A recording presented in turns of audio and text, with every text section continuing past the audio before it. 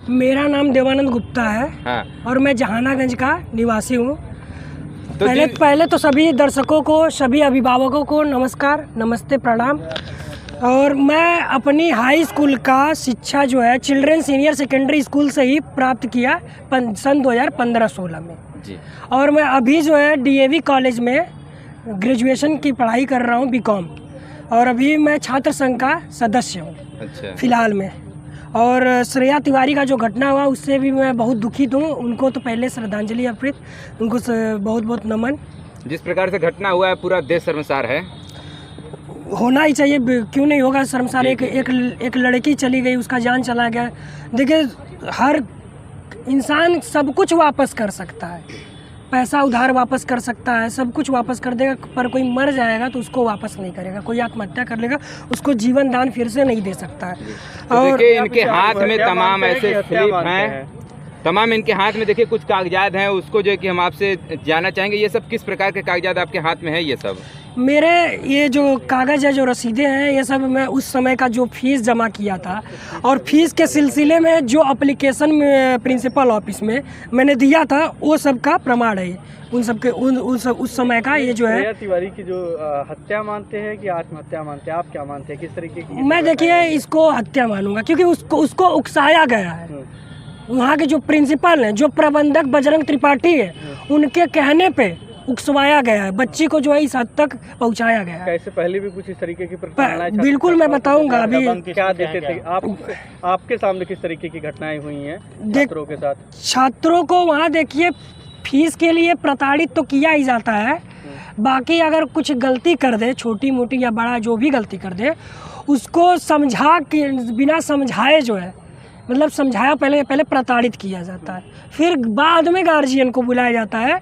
फिर गार्जियन के सामने एकदम सरासर साबित ये लोग करते हैं कि गलत जो है छात्र ही है, छात्र ही जो वहाँ का पढ़ रहा है छात्र, उनका लड़का गलत है। उनके वजह से उनके स्कूल का रेपो, उनके कॉलेज का रेपो खराब हो रहा है। नहीं लग रहा है कि जो सामान की बात कर रहे हैं, बुलाकर परिवार के साथ उसको समझाना चाहिए, अगर तब वरना इस तरीके की घटनाएं नहीं होती हैं। तो आप लोग इसके लिए छात्र हैं तो आगे क्या करेंगे?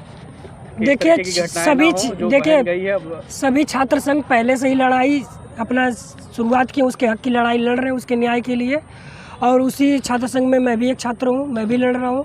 और मैं आखिरी जब तक न्यायपालिका उसको न्याय नहीं दे देती तब तक मैं लड़ूंगा। और मैं ये बता रहा हूँ, जब मैं 9वीं कक्षा में पढ़ता था चिल्ड्रन सीनियर सेकेंडरी 2015 में, तो वहाँ का फीस मात्र 1700 रुपया था। मैं अभी मात्र बोल रहा हूँ क्योंकि इस समय मेरे लिए जो है कम लगता है, पर अभी भी कई विद्यार्थियों के लिए ज़्यादा है। और कई विद्यार्थियों का सपना होता है कि ऐसे विद्यालय में पढ़े, पर मेरे लिए भी सपना था, पर अब मैं समझता हूँ मेरे लिए दुर्भाग्य था, सौभाग्य नहीं था। कई लड़के समझते होंगे सौभाग्य रहता, मैं इस विद्यालय में पढ़ लेता, पर मेरे लिए सौभाग्य नहीं था। क्योंकि उस समय उसमें एडमिशन लेने के बाद वहाँ की सारी चीज़ें हमको पता चलती। 1700 रुपया शुरू में फीस था। जैसे ही मैं 10वीं में पढ़ता हूँ, सभी जानते हैं जो बच्चा 9th जहाँ पढ़ेगा वही 10वीं कक्षा पढ़ेगा, और बिना 10वीं पढ़े वो मार्कशीट नहीं पाएगा और आगे की पढ़ाई नहीं कर पाएगा। तो 9वीं कक्षा में वही पढ़ा। 9वीं 1700 रुपया फीस देता था, और 10वीं जैसे गया 500 रुपये का इजाफा गया।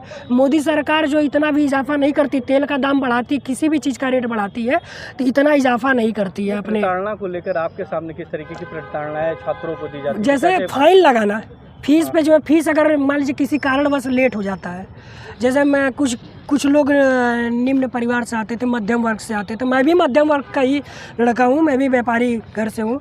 तो ये लोग ब्याज के रूप में पेनल्टी लेते थे, ब्याज कह लीजिए, पेनल्टी ले लीजिए, कह लीजिए। और मैं आज तो इसे धन उगाही कहता हूँ। कर वसूली एकदम मेरे पास उसका साक्ष्य प्रूफ है। दिखाइए जरा, थोड़ा सा ऐसे करके दिखाइए। 9th क्लास, यहाँ 9th लिखा हुआ है, देखेंगे आप लोग, क्लास 9th लिखा हुआ है। डेट भी लिखा है, मेरा सेक्शन कौन सा था, यच था। मैं देवानंद गुप्ता नाम है, जुलाई से सितंबर का फीस जमा किया हूँ। 1700 रुपया फीस था, ठीक। किस डेट को जमा किया वो डेट भी यहाँ मेंशन है। 401 रुपया देखिए फाइन लगाया गया है, 401 रुपया। और ये 401 रुपया मैं एक बार नहीं भरा हूँ, 401 कभी भरा हूँ, कभी 250 भरा हूँ, कभी 500, कभी 550 पर डे लेट होने की पेनाल्टी। जैसे अगस्त महीना लेट फीस जमा करने का लेट होने की या आपको लेट होने की? फीस लेट होने की, हमको लेट होने की नहीं है, फीस लेट। इसमें नीचे लिखा हुआ, आप पढ़ेंगे नीचे देखिए छोटे छोटे अक्षरों में इंग्लिश में लिखा हुआ है। मैं अगर कहिए तो पढ़ के भी सुना दे रहा हूँ, नहीं तो हिंदी में आपको पढ़ के सुना दे रहा हूँ। Fees are to be deposited at the counter latest by 7th of the month. मतलब अगस्त महीने की 7 तारीख तक, जैसे अगस्त का फीस जमा करना है तो 7 तारीख तक फीस जमा हो जानी चाहिए। अगर फीस लेट होता, अब अगर फीस जो है अगर लेट करते हैं 8 तारीख हो जाता है तो 1 रुपया फाइन लगाया जाएगा पर डे। कब तक? 15 तारीख तक 1 रुपया लगेगा, और जैसे ही 15 तारीख आप क्रॉस करेंगे 5 रुपया फाइन लगेगा पर डे। उस समय था 2015-16 में। आज का पता करना रहेगा तो आज शायद 10 रुपया होगा, क्योंकि महंगाई बढ़ गई है। अब बताइए, आप शिक्षकों का तनख्वाह आप महीने के लास्ट में देंगे या अगस्त महीने ख़त्म होने के बाद सितंबर महीने की 10 तारीख तक देंगे, तो फीस आप एडवांस में ले रहे हैं, वो भी फाइन के साथ क्यों लेंगे आप? फाइन किस चीज़ का आप ले रहे हैं? आप दुकान खोले हैं कि बैंक चला रहे हैं कि लोन दिए हमको? किस चीज़ का आप कर वसूल रहे हैं? किस लिए हमको परेशान कर? उसके लिए हमको धूप में खड़ा कर देंगे, बाहर घंटों खड़ा कर देंगे प्रिंसिपल ऑफिस के बाहर। हमारे जो क्लासमेट हैं उनके बीच में हमारा मजाक बनाएंगे आप। और आप प्रकार श्रेया तिवारी के साथ किया गया बिल्कुल एकदम वो लड़की ऑटो से आती थी, ऑटो से आती जाती थी। क्यों आती थी कोई पता क्या? एकदम साफ पता चल रहा है उसकी भी आर्थिक स्थिति खराब रही, मध्यम परिवार से थी, और मध्यम परिवार के होने के नाते जो है वो ऑटो से आती जाती थी। और जिस दिन उसकी हत्या हो गई उसी दिन उसके पिता को जब बुलाया गया, जब मीडिया वालों ने पूछा तो उनके पिताजी ने उसी दिन कबूल लिया कि इस मोबाइल तो हमने दिया था। जो मोबाइल उनके यहाँ से जो मोबाइल बरामद हुई है बच्ची के पास, कीपैड मोबाइल हमने अपनी छोटी बच्ची को हमने दिया हुआ है।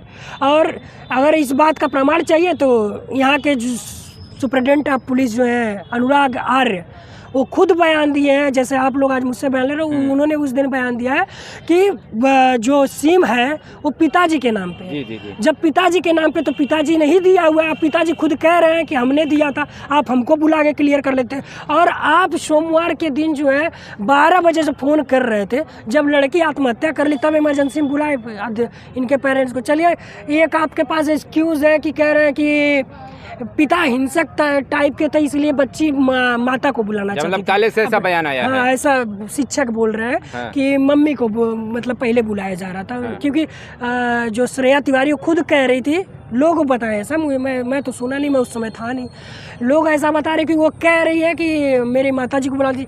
हर लड़का अपने पिता से डरता है, लड़का हो चाहे लड़की हो, माता से ज़्यादा अगर घर में किसी से डरता है अगर कोई, तो अपने पिता से डरता है, क्योंकि उसको लालन पालन हर चीज़ करने वाले, देख रेख करने वाले, उनकी ज़रूरतें पूरे करने वाले ज़्यादातर ही जो है पिता रहते हैं। तो कहीं ना कहीं पिता जो है थोड़ा सा स्ट्रिक्ट होते हैं। और जीवन साथी उनकी माता थी, अगर माता को बताया जाए तो उनकी माता क्या पता अच्छे से जो उनके पिता को एक्सप्लेन कर पाती।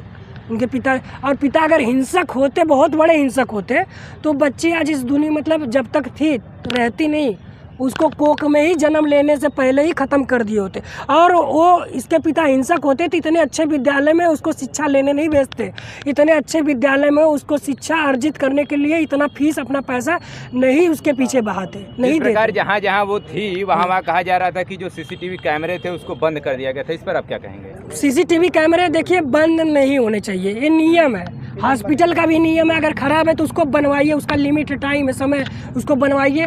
अब जो मुझे जहाँ तक पता है कि बड़े विद्यालयों में तो ऐसा नहीं होता है कि सीसीटीवी कैमरे ख़राब हो जाए वो बने ना। चलिए, टेक्निकल चीज़ें ख़राब होती है, मानता हूँ ख़राब हो गई होगी, तो आप उसको जल्द से जल्द बनवाइए। अगर आपका एक्सीडेंट हो जाएगा तो आप दवा नहीं करेंगे, 1 साल बाद करेंगे। ये कहाँ का? आप कैमरा ख़राब रहा होगा तो वो लोग बनवाते हैं कैमरा, ऐसा नहीं कि बना नहीं होगा, वो तो ठेका दिया जाता है, ठेके पर आता है काम, बनता है कैमरा, समय बन जाता है। ये लोग सिर्फ झूठ बोल रहे हैं कि कैमरा खराब था। ऐसा सुनने में आया था कि जहाँ शौचालय था वहाँ भी कैमरा। देखिए, शौचालय में इसलिए लगाया जाता था, मेरे टाइम में तो शौचालय में नहीं था।